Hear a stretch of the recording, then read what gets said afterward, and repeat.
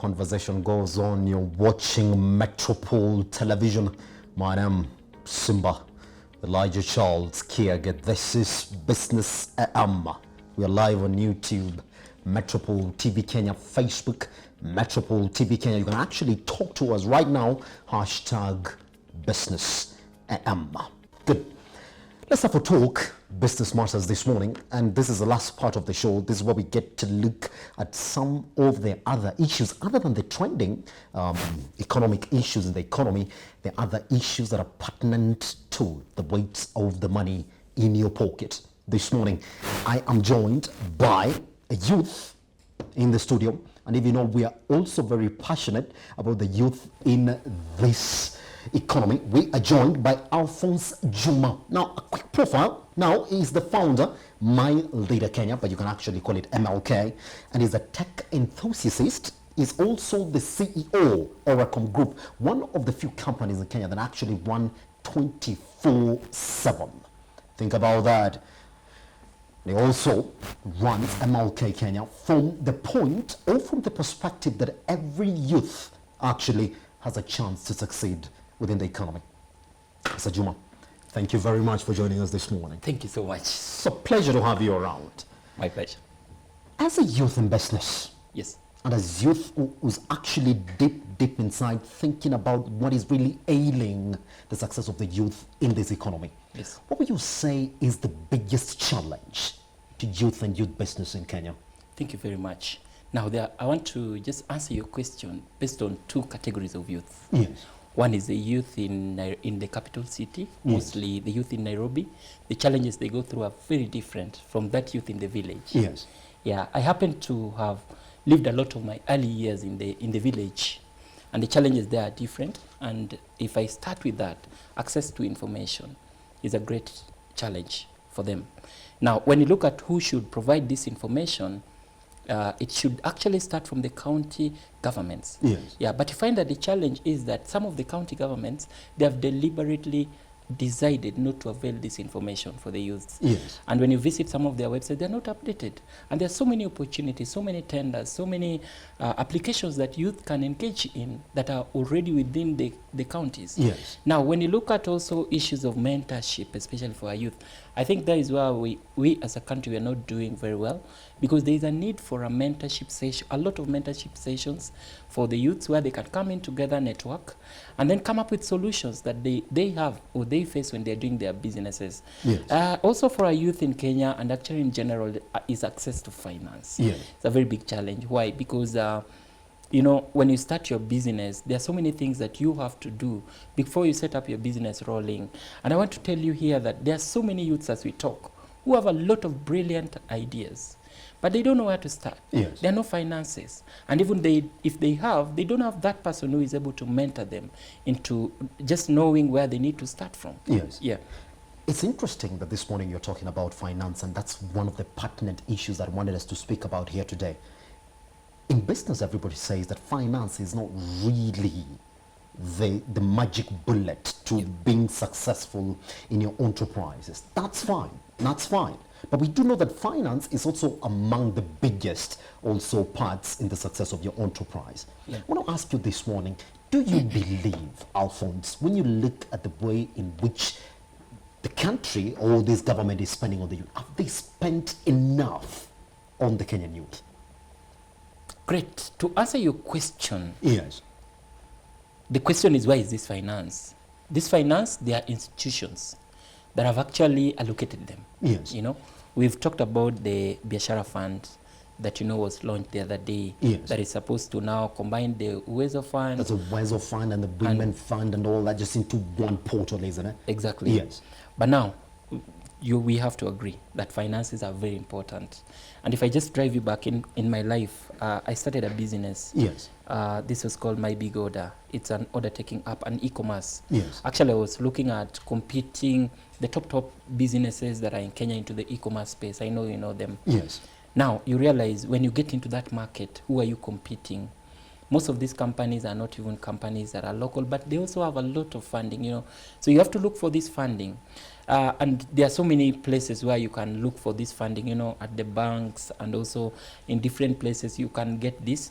But when you look at the role of the government in this, the government has already put in measures and they are trying to offer a lot of solutions for where youth are able to find this finance. Yes. But I think for myself, it's a very brilliant idea, the establishment of the Biashara Fund. It's a very brilliant idea in that it's supposed to cater for, number one, the youths. It's supposed to cater for the women, the disabled. Then it should also cater for small businesses. Yes. Yeah. And I think even when they were merged, I think the main thing that remains right now is how is this going to be run? How is this going to be run, isn't it? Yeah. I mean, and the other question that, and Alphonse, just if you can allow me, really. Yeah. One of the things that we look at the economy is that there seems to be a lack of understanding. I know, I liked how you opened up. Yes. That who is this youth that we are talking about? There seems to be a lack of understanding in this. Yeah. Because it's as if every time we talk about the youth, we are talking about the youth in the cities. Yes. But then at the end of the day, we do know that there are other youth also in the rural communities right now. Who are these youth that we're talking about here when we talk about we're giving money to this youth? Yeah. You know, that's what really pains me. Yes. That's why we started MyLeader Kenya. Yes.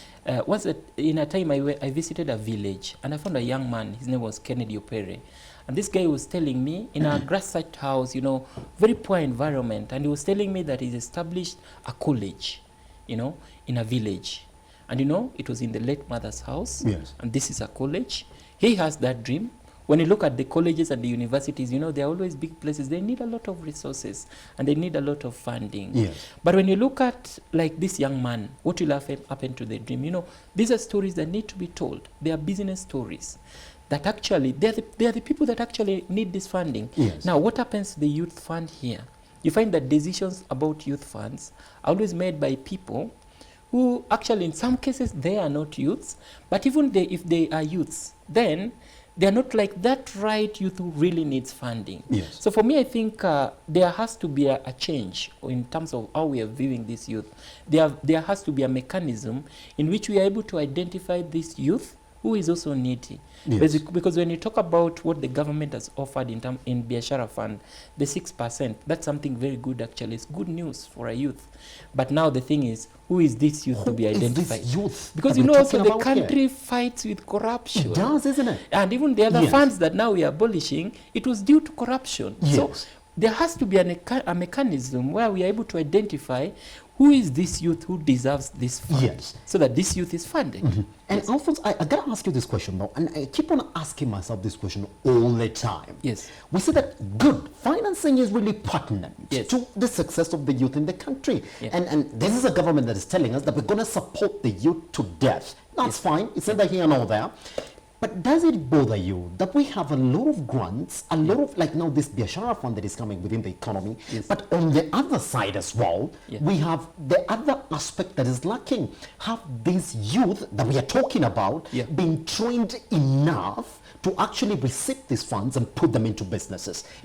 Should that be addressed first before we start talking about, yes, now we have funds? I think the government is already doing something with the TVETs. Yes. And it's something very interesting. Yes.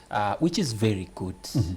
But also, you know, we have to think about what you have to always ask your question, is it enough?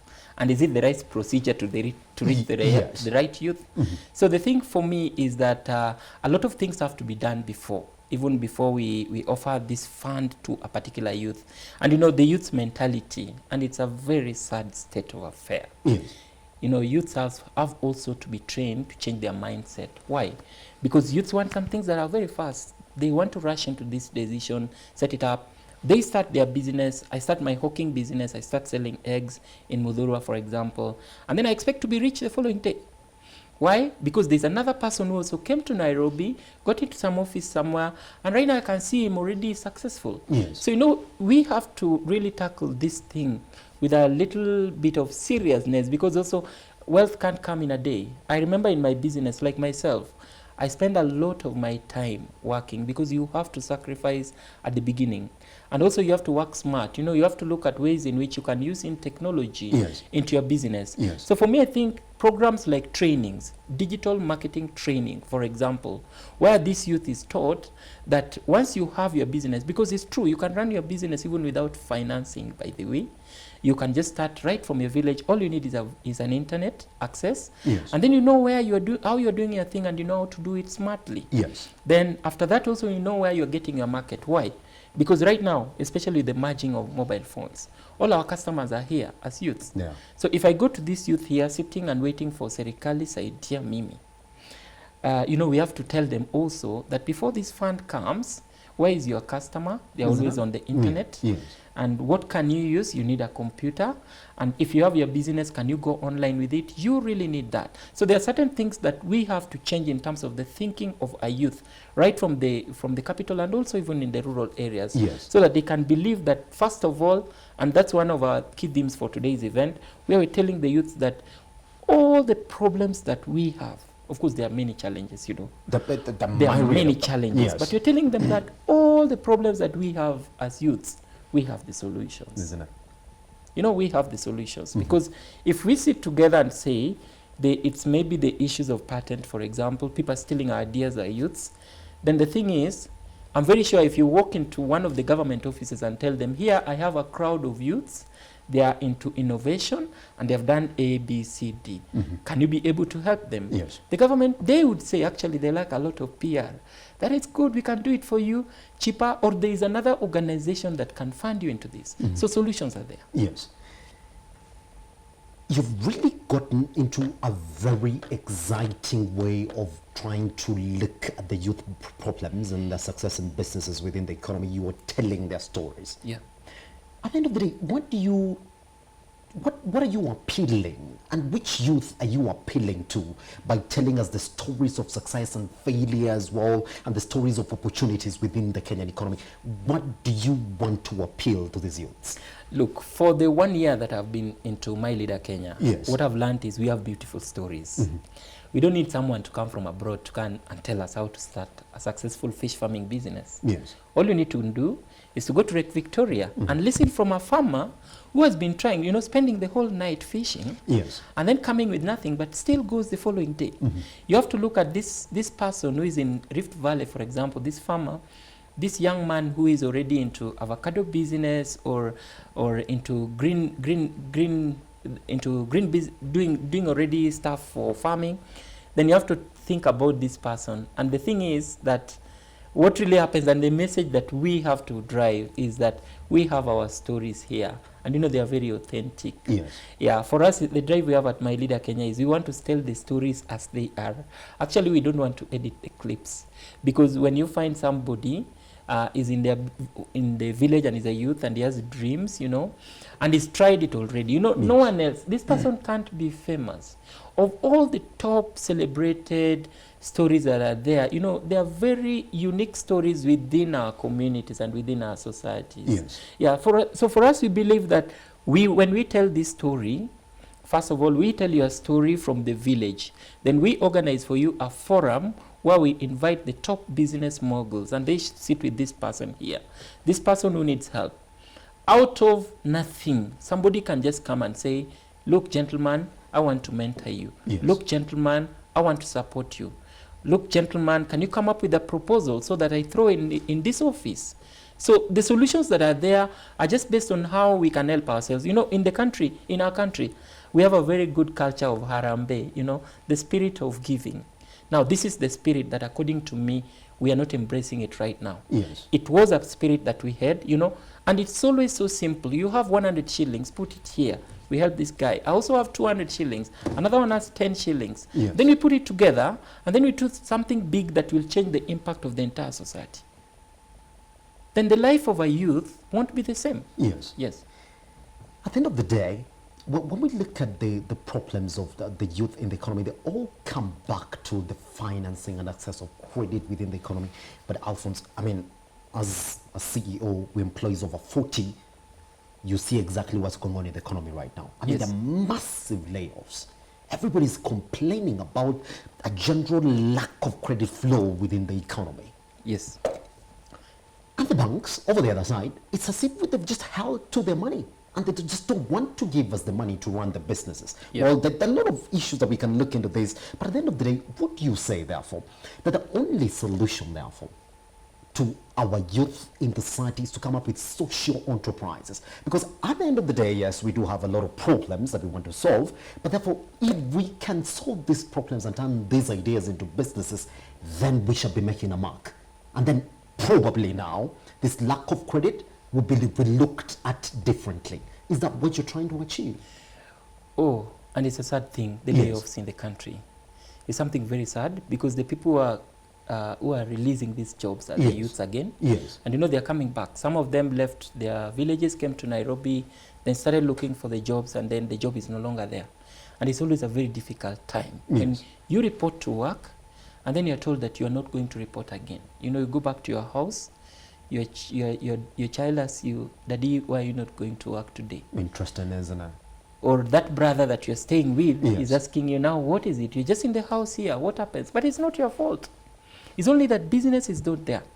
And I think the economy right now, to be frank, I don't know whether it happens to all the sectors, but for Yes. us right now, business is very slow. Yes. And you know, every business person has to look at ways in which they're able to save, because also you don't want your business to go down. So where do they run to?